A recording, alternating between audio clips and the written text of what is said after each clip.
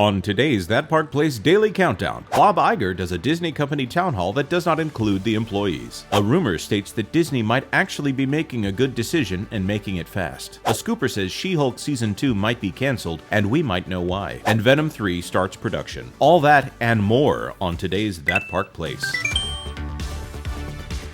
Hello everyone and welcome. It is That Park Place. It is a beautiful Wednesday morning. I am here with my usual co-pilot, Vash Sky. Vash, is it a bright and shiny sky over there with Vash Sky? It is a bright and shiny sky, actually, and it's going over the hump day right there. So feeling pretty good right now. That's right. We're on the slide down there to the end of the week, and pretty soon it'll be Saturday, and we'll all be relaxing. Maybe on a beach with a drink with a little umbrella. Mine would be a Diet Coke. What about you, Vash? Are you ready for almost the end of the week here? I am absolutely ready, good sir. I am totally looking forward to some of the stories that we have submitted right here from our amazing contributors from all around the internet, and that is a lot of fun. So let's go ahead and get right to it for all the news that should be fun. Number 1. Jonas J. Campbell here with our first story. This one out of Deadline, and also there's a version in the Hollywood Reporter and Variety. The Walt Disney Company had their town hall yesterday. This one right here from Jill Goldsmith, Anthony D'Alessandro, and Nelly Andriva. Usually that means that it's either a very large article or they wanted to get it out as soon as possible. Disney execs talk quality over quantity, plug parks, and say ESPN still eyeing a 2025 DTC launch, and more from Bob Iger's town hall. Bob Iger and top execs stressed a commitment to quality over quantity as the studio's film slate has had a bumpy ride. Well, that's saying it. Talked up parks and ESPN and looked at the future of its television business at an anticipated all-hands-on-deck town hall today, 1 year after the Disney CEO returned to the helm. I spent a year with the team fixing a lot of things, Iger said, but I feel that we've just emerged from a period of a lot of fixing to do one of building again, and I can tell you building is a lot more fun than fixing. Of course, that's a very optimistic statement. The ESPN DTC streaming service that they're planning on doing, that's the one that's around $35 a month.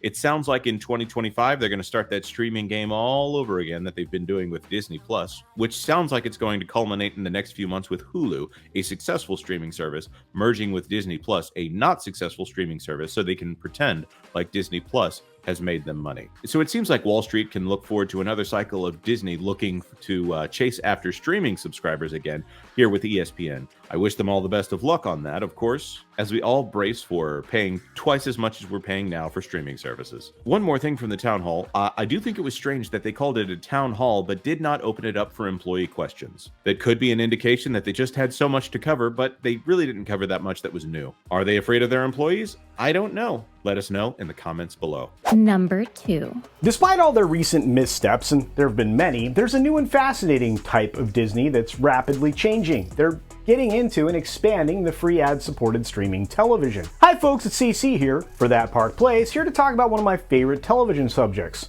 FAST. Now, first off, Disney isn't actually new to the FAST terrain. The company already hosts a spectrum of FAST channels ranging from the national stuff that they do to local ABC news operations. And these are distributed across various FAST platforms while their ABC app continues to do its own little trailblazing experiment. So you've got varied content offerings, and you have for a while. But the rumor mill now has it that Disney is set to scale up its FAST presence to challenge its industry counterparts like NBC Universal and Warner Bros. Discovery.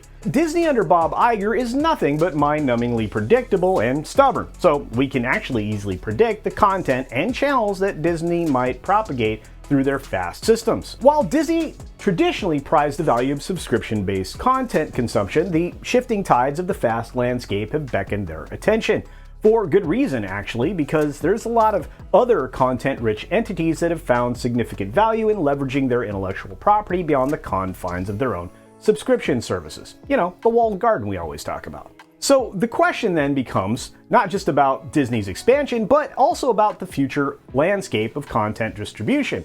How will Disney actually navigate this type of terrain? And will the vault of Disney treasures be unlocked to a broader audience through FAST channels? What blend of content will the streaming giant curate for this new frontier? Or technically old frontier, just a different delivery platform. Anyway, let us know your thoughts down in the comments section below. Number 3. Hello, this is John Trent, the editor-in-chief at TheTrentReport.com. Today I got a story about She-Hulk season 2 not getting the green light.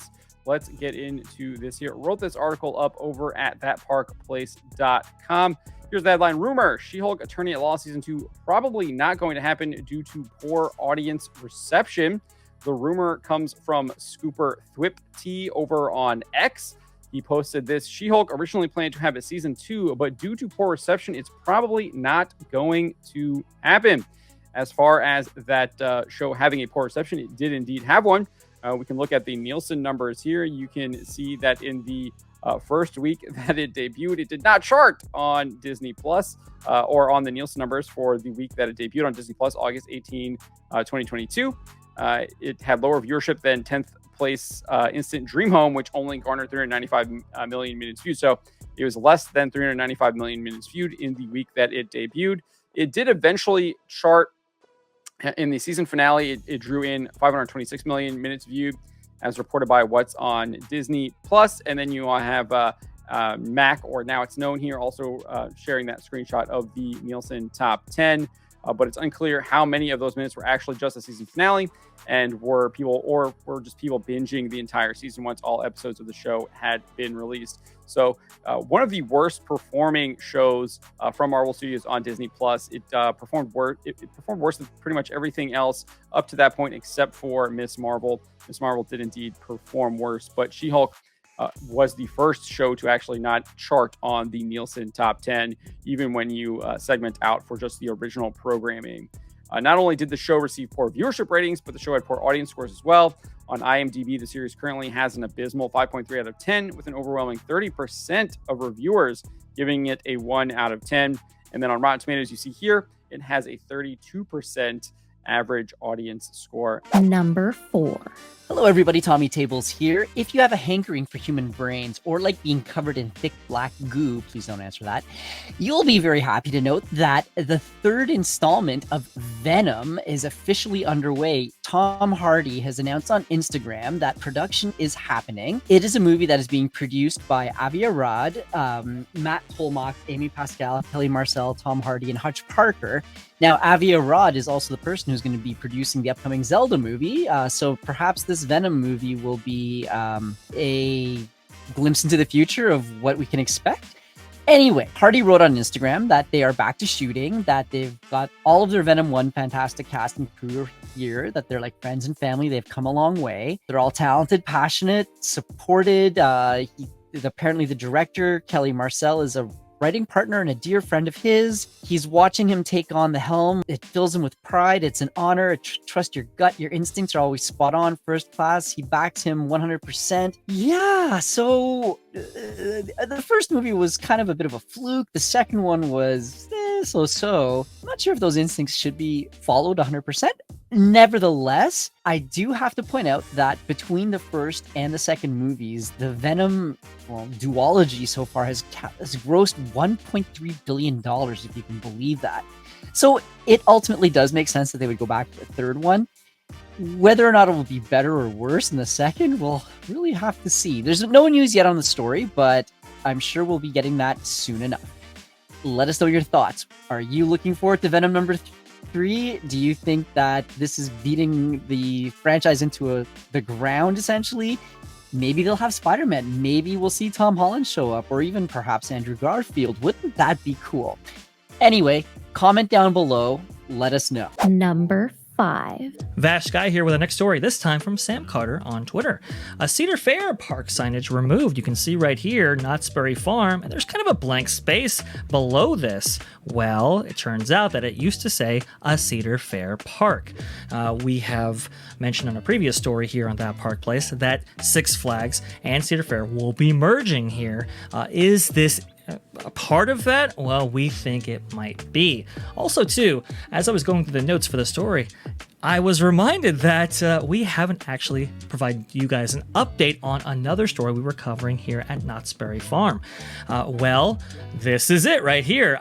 Accelerator, for the first time in 2 years, this comes to us via Ride and Theme Park, is actually taking on guests and fully running. You can see right here the load platform. It is full of guests. This vehicle backs up to take off, and yes, it is winding around the complete circuit once again. This is very, very good news.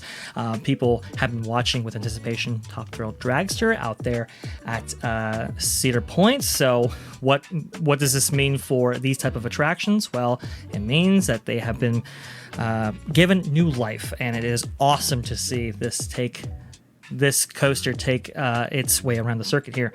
You can see right here, we also have an update on the operations of this coaster, a minor operations change in accelerator. They now have a grouper in the station, now assigning rows along with an employee at Fastlane Merge. So they now only send up enough people to fill 1 to 2 trains at the station. We also have a review of how the coaster actually feels. You can, they have done some work on this coaster. They've repainted it, and well, Ryan is saying here the ride is glass smooth, no Intamin rattle. Very, very cool to see this coaster up running again. As Knott's Merry Farm kicks off here, will you be making an express trip to Knott's Berry Farm to experience this prototype coaster? Please let us know in the comments below. All right, here at That Park Place, we like to wrap things up with the main theme from Star Wars. Unfortunately, legally, we cannot do that. Instead, what you can do is provide us a little fanfare, if you don't mind. If you like this video, consider liking this video. Of course, share it out on social media if you know somebody who enjoys the kind of things that we are throwing down. And if you personally enjoy it, maybe consider subscribing to That Park Place for all the news that should be fun. Thanks for watching That Park Place News. For more information, consider checking out www.thatparkplace.com. And don't forget to subscribe, share, like, and send this out on your favorite social media accounts.